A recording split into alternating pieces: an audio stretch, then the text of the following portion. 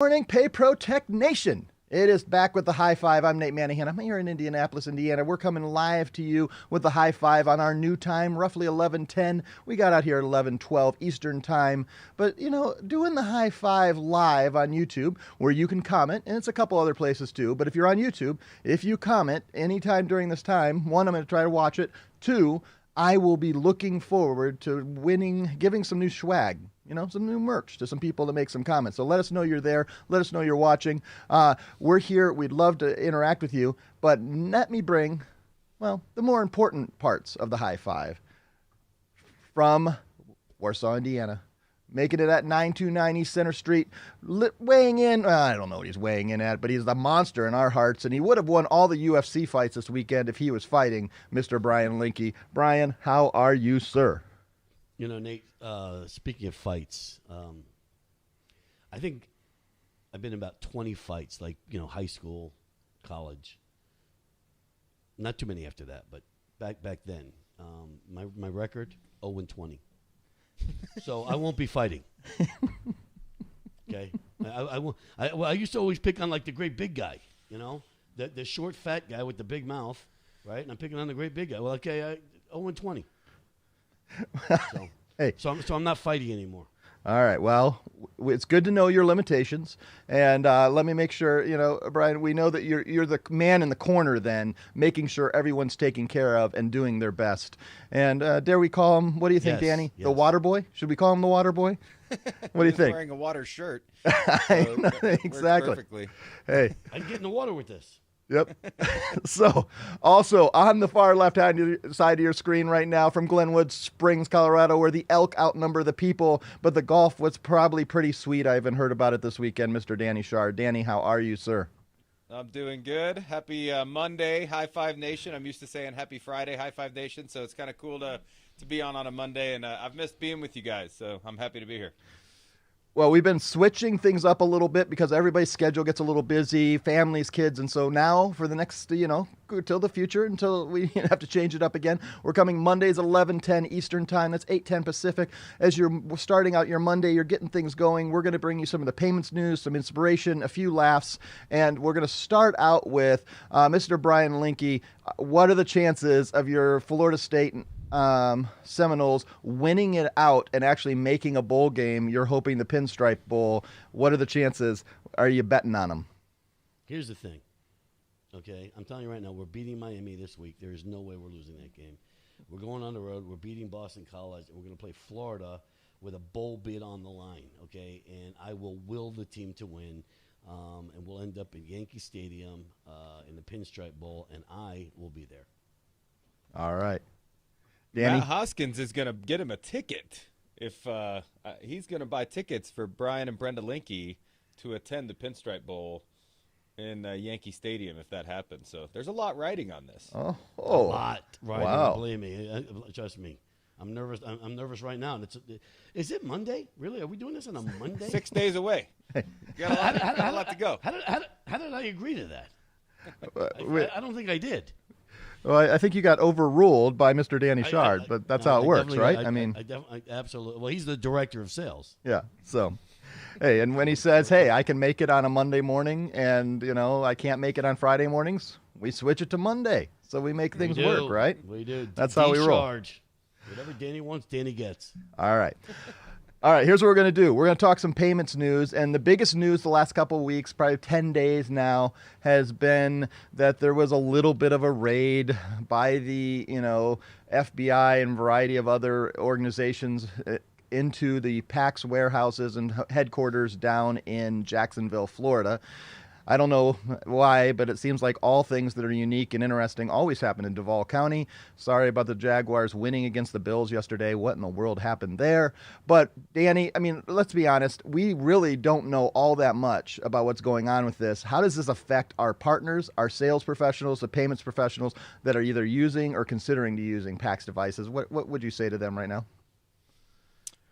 It doesn't impact you whatsoever, and let's be honest. It wasn't a little bit of a raid; it was a raid, right? So it's. There's no such thing as a little raid. That is true. Hey, I think, a lot of us that are in this industry, deep in this industry, and understand the optics of what that looks like and how that's perceived, it's concerning, right? I've talked to a lot of partners who are concerned, and rightfully so, and I actually appreciate it because it means that you want to make sure that you're putting the most secure, compliant, and best solution out there for your merchants. And really there's a lot of fluff that's out there and people just trying to more or less trying to play defense and justify continuing to offer pack solutions. And, a lot of it is unknown, right? What we do know is that the pack solution itself, the software, is all still fully PCI DSS compliant.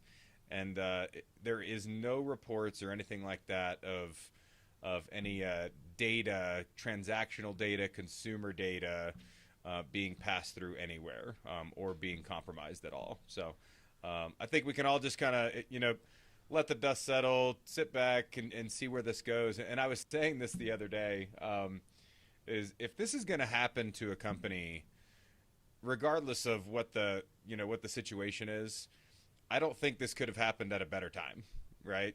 When we're in the middle of this chip shortage and equipment is tough to come by, and one of the equipment providers has something like this happen, it's like, wow, let's kind of see how this goes. But I think if this happens and there's a plethora of equipment out there, I think you see this played a little bit differently in the merchant service space. But for now, it's everything's fine, and we just continue business normal going forward. Right. Rule number 1, right? Don't panic. Don't panic. That's right, Brian Linke. Don't panic. And what I noticed is it was a lot of news in our world because it hit the Facebook group, the LinkedIn groups. But at the end of the day, if you would go to your Google News aggregator or your Apple News or whatever you do and type in PAX, it was very hard to find more than like 5 articles, most of them just recopies of the same one, versus a major news story like what happened in Houston this past week, where it's tens of thousands and millions of articles that hit. This just shows, okay, yes, in our world it was a surprise. They made it, but let's not blow it up because we don't know anything yet. So let's just make sure we're teaching that. And very unlikely, most of your merchants are never going to see this story because I don't think they're part of the private merchant groups on Facebook, right, Danny? Yeah, that's right. Absolutely. So, yeah, let's keep it live. Next story. This is, and let me see if I can bring this up. I took a screenshot on my phone last night, so give me a second here. I had it up, but it went closed out. So this is what I saw last night. I was watching a show called This Week in Tech. Garrett gets in focus. Notice the advertisement down there. They're advertising on a show that gets, about 100,000 views. They are spending Stripe, a competitor, something that we've kind of seen in the world. We know they're a PayFac, but I think most of us would have considered them not a direct competitor in a lot of areas for us now. Now they're advertising that they are the complete payment platform. They want to be every area of payments, which is really where we're at and getting into our space. And they're spending $100 million advertising that fact over the next several months. Danny, what does that make you feel? And how should our partners and those who are in payments professionals be aware of what Stripe is doing and even be, their merchants are going to hear this if you're spending $100 million to get in front of merchants' names. Yeah.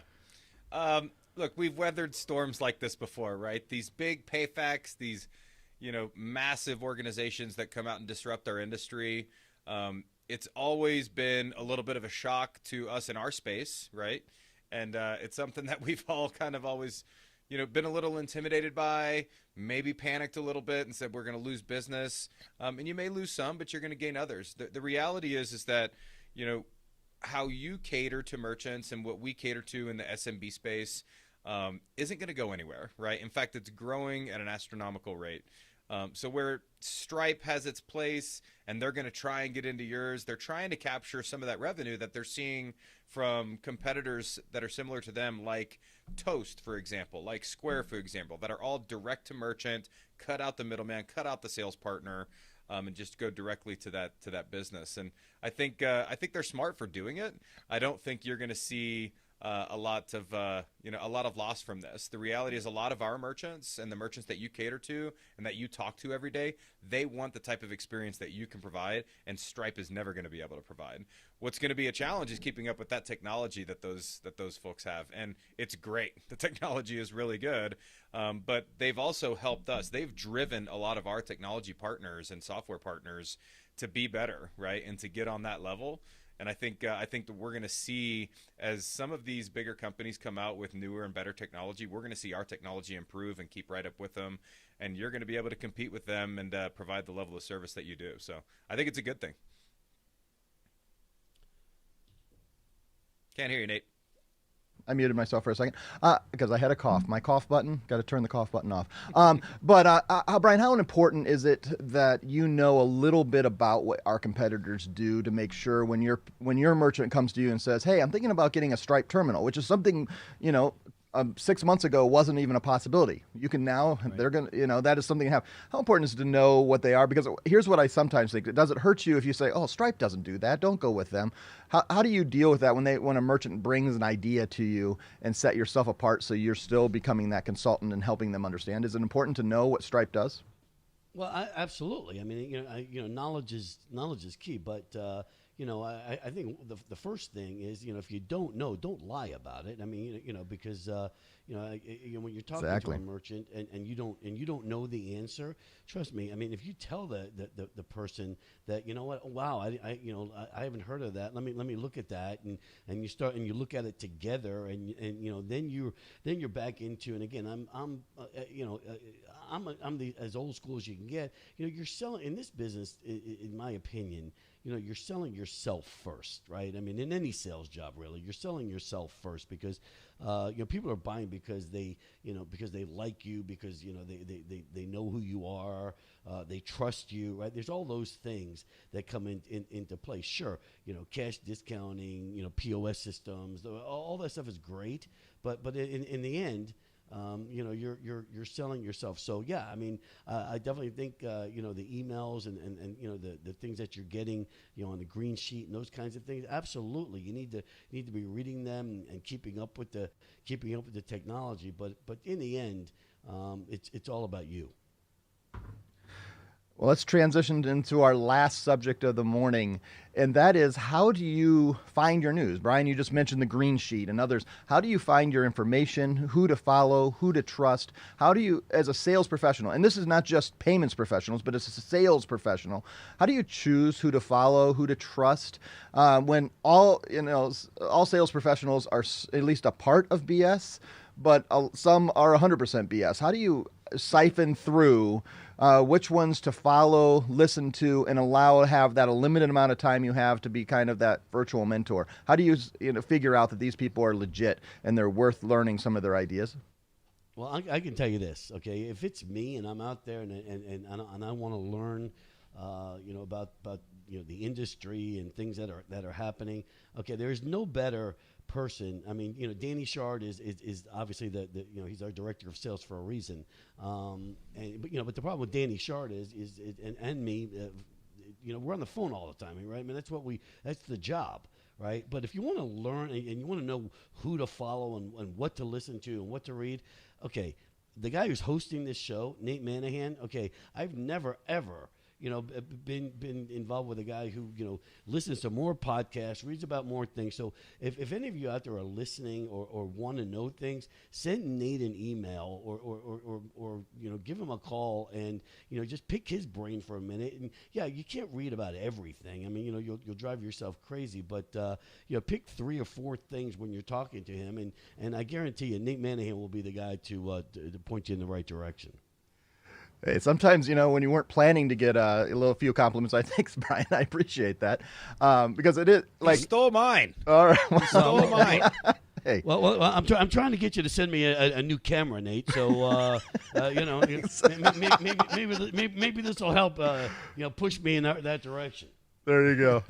But, Danny, there are so many voices, and I'm not going to name them by name, but there are some people that I definitely would not trust in the payments industry that are definitely I'm not going to say are charlatans, but they're close, and some of them definitely are. And they say they have millions of dollars of residual, and the fact is they are living in their grandparents' basement trying to figure out how to make all this work. How do you decipher which one of these are for real and which ones aren't after having done this for almost 2 decades? That's a really good question, and I love what Brian suggested because I don't think anybody is in touch with social media and with all the information gathering that's out there than Nate. So Nate, you are one of the best at that. So I think if you're a partner listening to this and you're wondering where to start, I'm going to echo Brian there and encourage you to get in touch with Nate. Now you're right. There's a lot of ways to put yourself out there. So the perception is you're the expert and you're saying all these great things from this lavish office with hundreds of thousands of merchant accounts that you signed. When in reality you're in your grandparents' basement and just trying to make it work. Right? It's tough to identify who the good ones are, who the real ones are, and who the fakers are. Right? I think what's important is identify by number of followers, by people that you've talked to that are actually communicating with certain individuals. But I also think that with as much information as out there in our industry specifically, or just in sales in general, like you're saying, Nate, get a variety, right? Now, to speak on what Brian's saying, don't listen to everybody because then you're going to overwhelm and inundate yourself, and it's going to be kind of difficult to kind of drill down to what you believe and what's kind of fake out there. But get a few that are reputable, that you can see they've got a good following, and then you're going to be able to determine who the real one is, who the one that you want to emulate is, or something like that. I think having a variety is going to be key because there's so much information out there. But if you're in doubt, talk to Nate. He's going to be the best source for you to get started on listening to some resources out there. Well, and I will say this too. I mean, we are also, pay per take, the industry itself. I mean, I don't know. I can't talk about other companies, but I know, and for everybody listening, we're bringing on some really good partners, right? And Danny and I both, who talk to you guys every single day, or most of you every single day.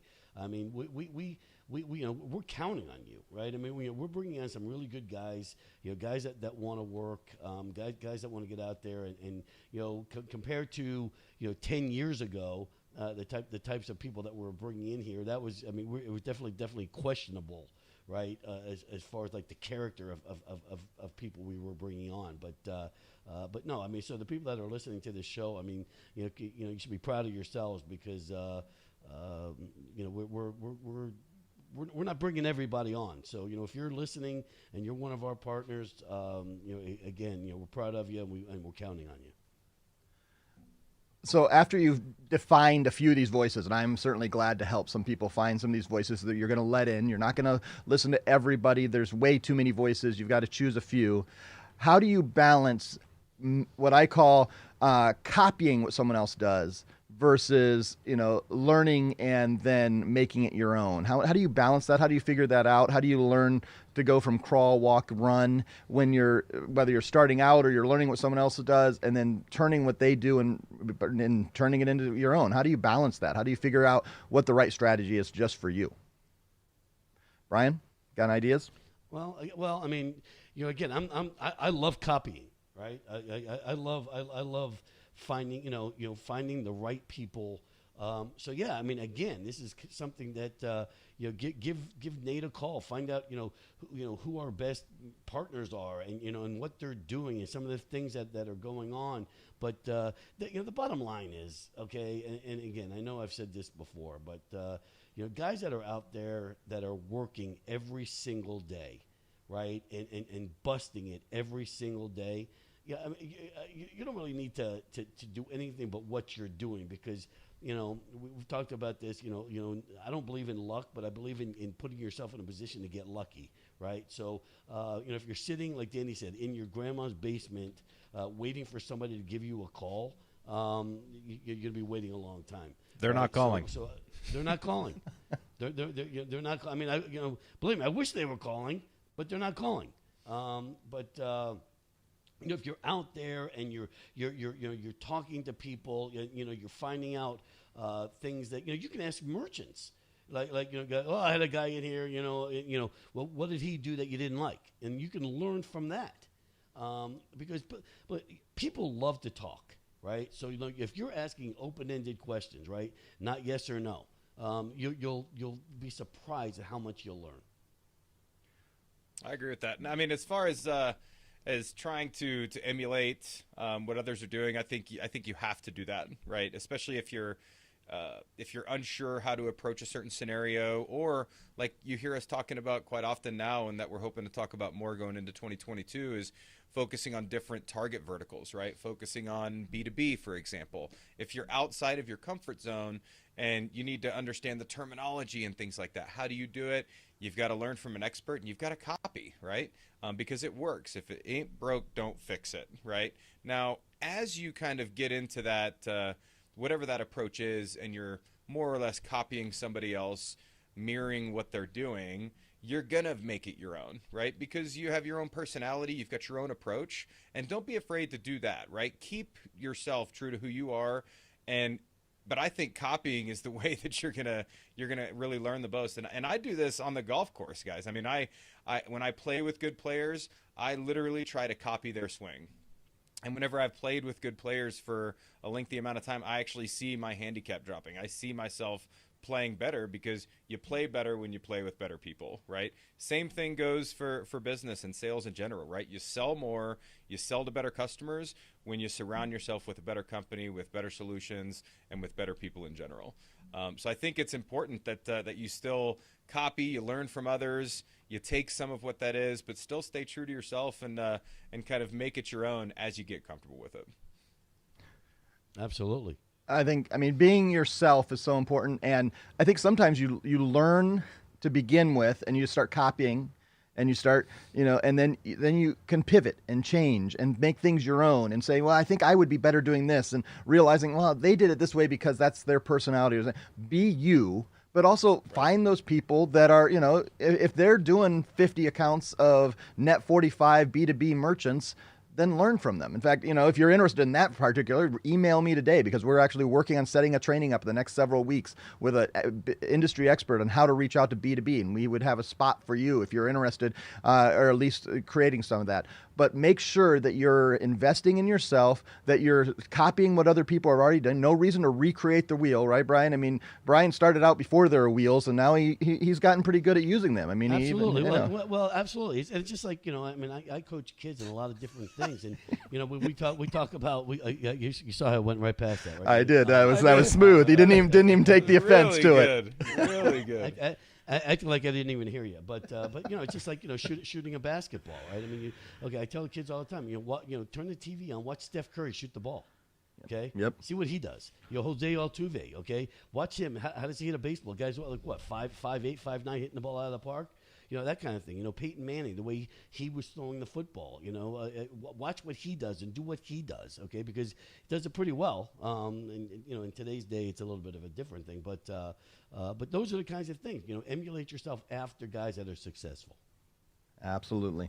Well, as we finish up, guys, we've been here for 20 minutes. We'll be back next week, but I want to highlight some of the things you will get from PayProTech. If you're on our email list, which you probably are if you're watching this, you've already been connected. You're going to get tomorrow an introduction to how you should be using BigCommerce as one of your new biggest opportunities and little tools in your tool belt to being able to help serve e-commerce merchants. And so specifically, there'll be a training and a video on that tomorrow that'll come to your inbox, or you can find it here on YouTube and look for that later. As well, on Wednesday, we're going to be talking about ChargeZoom and how you can use ChargeZoom to reach out to a whole different genre of merchants and vertical of merchants in the B2B space, and those who live and die by making sure there's reconciliation to QuickBooks and invoices and Net 30 and Net 45 and Net 60, and they're doing invoice after invoice, and they're looking to make their life a little bit easier in the collection, and it's a huge opportunity. So make sure you watch that on Wednesday. Then on Thursday, we are going to have a specific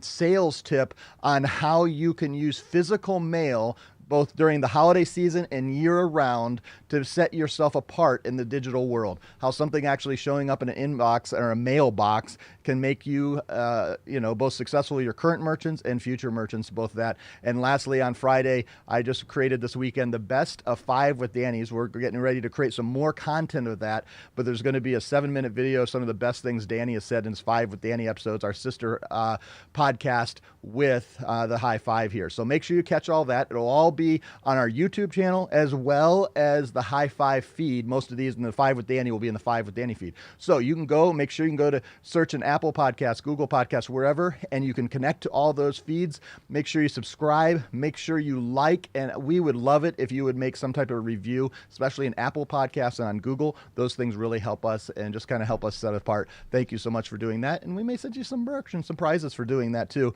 because we've got some new merch that's on the way. We even have some new golf merch and different things that are there. Thank you guys so much. As we finish up, let me get Brian and Danny ready. Let me bring up a little bit of music here as we close out. It's for me, it's my favorite weather here in Indianapolis, Indiana, where I am. It's what I call the hoodies and shorts weather. It's a little 65, nice, cool, crisp air.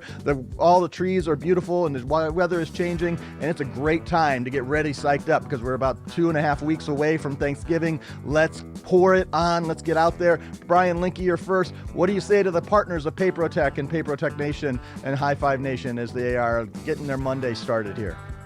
What I'm going to say is, I was a little hesitant, reluctant to move this High Five to Mondays, but now that we did our first one, I think this is the right call. I really do, because I think it kind of kicks off the week, gets everybody excited, and get out there and start talking to people, and good things will happen. Absolutely. And Danny Shard, what do you say to Paprotech Nation? Thank you, Brian. I appreciate you saying that on the air and giving me a little bit of a compliment for the encouragement of moving this to Monday. When we did it on Fridays, I mean, I thought it was good. It just then it's into the weekend, and then you're kind of like, all right, well, it's Saturday and Sunday. We're not really working much, or some of us, but now it's on Mondays, and yes, Dan, it was a great idea. Thank you. I appreciate that. Let's kick the week off right, and do it like they said, guys. It's 2 weeks away from Thanksgiving week. Right now is the time. I mean, sell as much as you can, obviously, to finish the year strong, but plant seeds. Get out there, build that pipeline, talk to a lot of people, because a lot of merchants, although they might love what you're talking about and saving money over the holidays, especially as they're getting into some of this busy time, right? Eliminating those processing fees, things like that. Cash discount is really popular, especially right now going into the holidays, because merchants are trying to find every way that they can to save money. Product and some of the things that these merchants are selling, their cost is through the roof, right? So they need to save as much money as possible. So start planting seeds, building your pipeline, getting out there. And if they're not ready to sign up before the end of the year, they will after the first of the year once they get through this busy season. So plant those seeds and get out there and do it. 2 weeks away from Thanksgiving. It's crazy that it's already here. All right, and we say high five to everybody. Thank you so much for being with us, for listening, for watching, and we'll see you next week on the 15th at 11:10 a.m. Eastern Time.